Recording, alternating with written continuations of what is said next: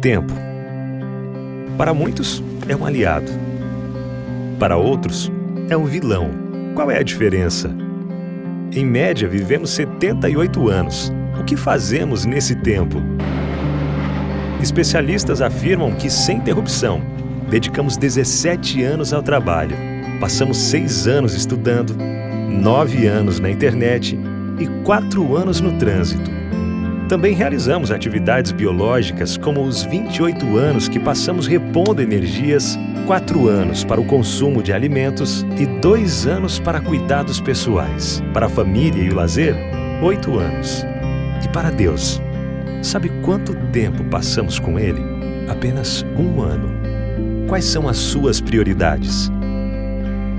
A diferença está em você.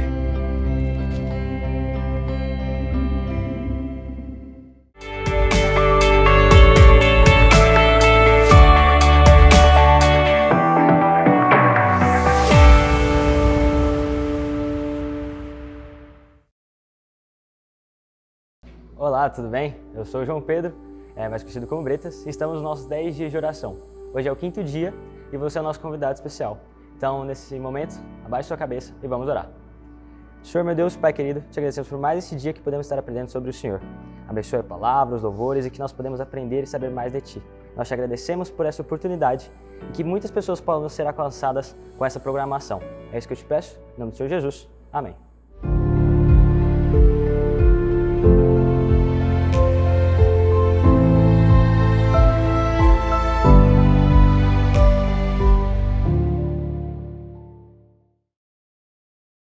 Olá, tudo bem? Seja muito bem-vindo. Como eu disse mais cedo, eu sou o João Pedro, conhecido como Bretas, e estamos no 5º dia. Hoje o assunto que nós vamos falar é sobre promessas de Deus para você, para mim e sobre todos nós. Então eu queria começar com uma breve introdução falando sobre promessas, né? Todos nós no ano novo, que é um hábito muito comum entre nós e todas as pessoas, fazemos promessas que ano que vem eu vou mudar, vou emagrecer, vou para a academia. Então é um costume do ser humano fazer muitas promessas. No casamento, quando você se casa, você faz votos, né? Você faz promessas ao seu marido, à sua mulher, e então é o nosso hábito de fazermos muitas promessas. Mas como também é o nosso hábito de fazer promessas, o ser humano, do jeito que nós somos, também é nosso hábito de não cumprirmos essas promessas. Então acaba que muitas vezes a gente fala, mas não faz. Fala que vai para a academia e acaba engordando mais do que devia.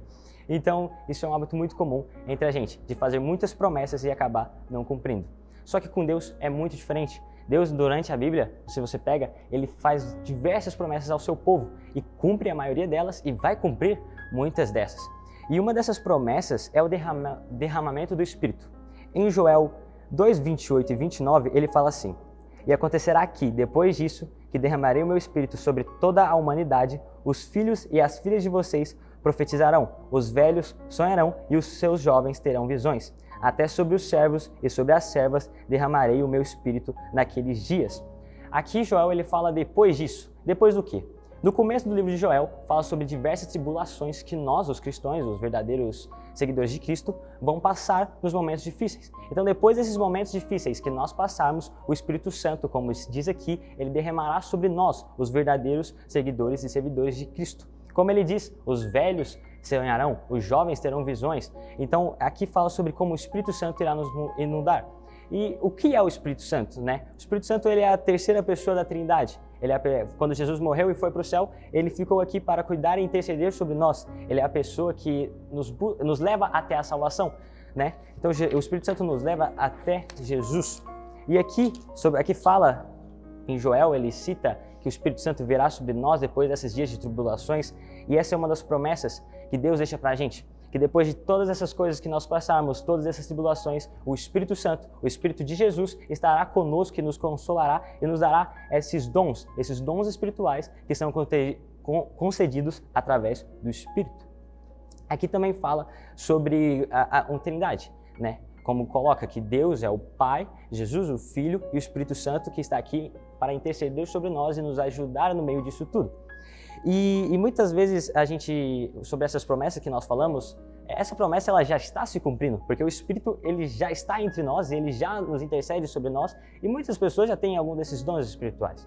Então, essa é uma das promessas que Deus tem para nós o derramamento do Espírito Santo sobre o seu povo, que já aconteceu, acontece e vai acontecer cada vez mais.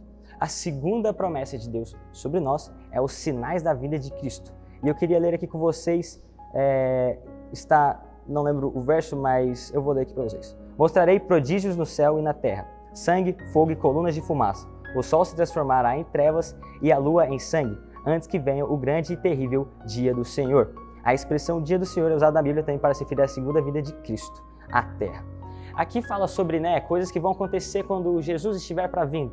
E uma dessas coisas que aqui ele fala é o sol se transformar em trevas e a lua em sangue. Tem um relato que aconteceu há algum tempo que fala que isso já aconteceu na Terra, onde o dia ficou mais escuro, onde não se dava para ver nada e que não teve, a ciência não conseguiu se explicar muito bem. A ciência explica falando sobre fumaças e algo do tipo, mas não tem uma afirmação completa sobre essa ocasião que acabou acontecendo em 19 de maio de 1780. Então, isso foi uma promessa que fala na Bíblia que para alguns já se concretizou, que está falando sobre a vinda de Cristo, e também cita em Joel. Nós também temos sobre outras profecias sobre a vinda de Cristo, como algumas pragas, algumas outras coisas, e todas essas coisas, se nós pegarmos, já aconteceram ou acontecerão. Então, é nítido que a vinda de Cristo, a segunda vinda de Cristo, já está próxima. A terceira vinda também é a salvação eterna. A terceira grande promessa de Deus é a salvação eterna, que se conecta com a sua primeira promessa, que é o Espírito Santo. O Espírito Santo vem, nos concede isso e através dele nós somos salvos. Então, através do Espírito, nós realmente somos salvos. Então, a salvação eterna, o que é ser salvos realmente? Ser salvos é aceitar o Espírito, é sermos completamente salvos, aceitarmos ter aqueles hábitos, jogarmos fora os hábitos antigos e mundanos que nós tínhamos e aceitar verdadeiramente o Espírito em nosso coração. Como eu disse, o derramamento do Espírito, aceitarmos que o Espírito se derrame em nós. Então essa é a terceira promessa de Deus, a salvação eterna, onde não terá mais doença, onde não terá mais dor e sim estaremos com Deus nos céus. E aqui fala, no entanto, as boas novas são que todo aquele que invocar o nome do Senhor será salvo. Então todo aquele que falar o nome do Senhor, todo aquele que aceitar Jesus como seu único Salvador será salvo e terá essa terceira promessa, que é a salvação eterna. Então a todo aquele que aceitar Jesus, que aceitar o Espírito em sua vida, ele será salvo eternamente.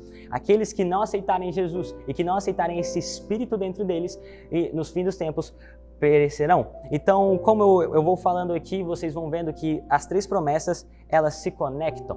Então, primeiro nós temos o derramamento do Espírito sobre nós aceitamos o Espírito, ele vem até nós. Segundo, sobre alguns sinais da vinda de Cristo, da sua segunda vinda. E o terceiro, que se conecta a tudo isso. Nós vemos esses sinais se vindo, aceitamos o Espírito sobre nós e assim somos salvos. Como aqui diz, aquele que invocar o nome do Senhor será salvo. Paulo, em sua carta aos Romanos, explicou detalhadamente a dinâmica da salvação, que eu acho algo muito da hora, que aqui ele fala que a sua fé te levará até a salvação.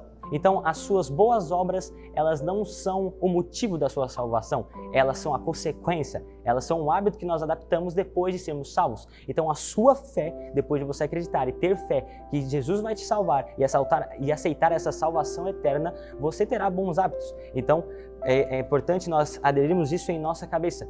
As boas obras que nós fazemos não são o motivo da nossa salvação. O motivo da nossa salvação é a fé. As boas obras, elas vêm depois que nós aceitamos essa salvação e acreditamos que Jesus é o nosso Senhor. Aqui também diz, o Espírito Santo, em Romanos 10, 13, diz o seguinte, deixa eu ler. Deus nos salva apenas pela fé que depositamos no Cristo que fez por nós. As boas obras surgem depois como resultado da atuação do Espírito no coração do crente. Boas obras são sempre resultados da salvação, numa condição para ela. Ao concluir seu argumento, o apóstolo cita Joel: todo aquele que invocar o nome do Senhor será salvo. Então, mais uma vez, enfatizando esse fato de que quando nós aceitamos o Senhor e invocamos o nome dele, nós somos salvos. E com isso tudo, com todas essas promessas, nós mostramos que Deus é totalmente diferente de nós. Como eu disse, o ser humano tem o hábito de fazer muitas promessas e acabar não cumprindo elas. Mas o nosso Deus, o nosso Pai, é diferente. Ele as cumpre muito bem cumprido. O Espírito Santo, ele vem sobre nós, ele derrama, nós o aceitamos e então somos salvos e vamos ter essa salvação eterna. Então, irmão, aqui falando tudo isso e depois de ter falado tudo isso e todas essas coisas que eu citei, eu queria fazer um apelo. um apelo de que será que se Jesus voltasse hoje, você seria salvo? É algo que eu e você temos que pensar sobre essa verdadeira salvação. Será que o Espírito está em nós? Será que nós acreditamos nessas vindas de Jesus? Será que nós estamos atentos sobre essas possíveis vindas, né, sobre essas dinâmicas de Jesus? Será que nós estamos atentos? Será que nós estamos prontos, esperando Jesus voltar, ou nós estamos dispersos? Paulo fala para que estar todo atento com o mundo e sobre a vinda de Jesus. E nós devemos estar assim. Nós devemos estar alinhados com o Espírito Santo.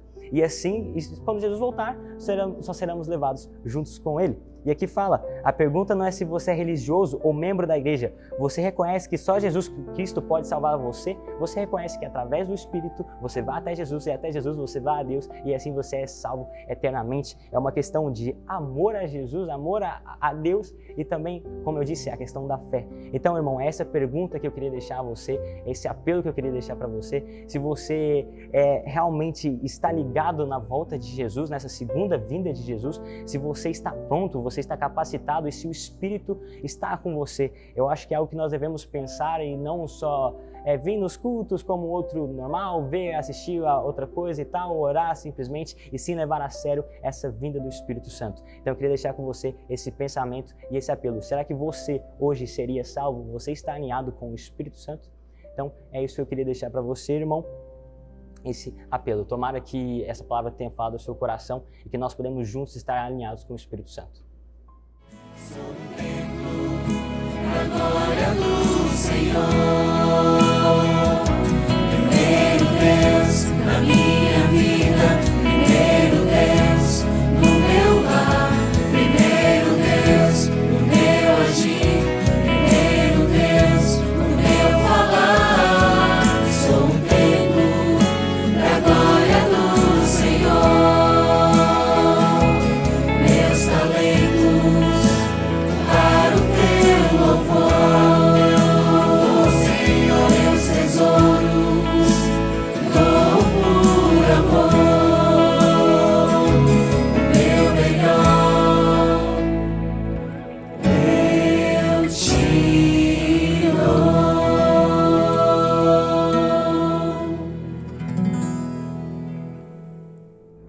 Senhor, meu Deus, Pai querido, te agradecemos por esse dia, te agradecemos por esse ensinamento.